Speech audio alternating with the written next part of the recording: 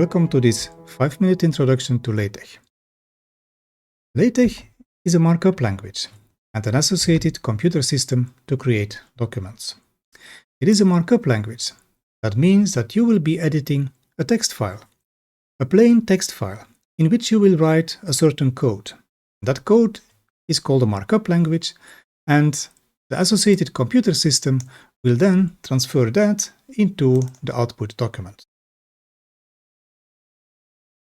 By the way, it is the de facto standard for academic publications, so there is plenty support available. Many people are using it. It might be best known to produce PDF files, anything from PDF presentations, article, books, and so on, but it can also be used as an intermediate format to create many other document types, like HTML or Word compatible formats, for example. It is Turing complete, which means that it really can be programmed to do anything that you might need. Whatever your needs are, LaTeX will be able to do it. You have the freedom to make it do what you want. That is as opposed to what you see is what you get editor, like Microsoft Word, where the user is limited by what is available in the menu bar or in the taskbar. It is available for all platforms, so whatever you're using at home or at work, you will be able to use LaTeX. And by the way, you will never have to pay for it. It is totally free to be used. So let's have a quick look at a very basic application. Well, here we have the Hello World application. It shows simply Hello World in our document. And here is a LaTeX code that has generated this particular document.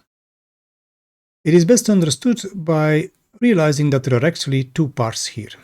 One is the header, and the second part is the main part of the document. In the header, we explain the document or the engine what we're actually trying to achieve. We are trying to create an article, as opposed to a slideshow or a book, for example, and then whatever is between begin document and end document, that will be the body of our document. In this case, it is simply Hello World. Let's try something more interesting, something with specific layout features and a mathematical formula. So the first thing here is that the word Schrödinger is typeset italic.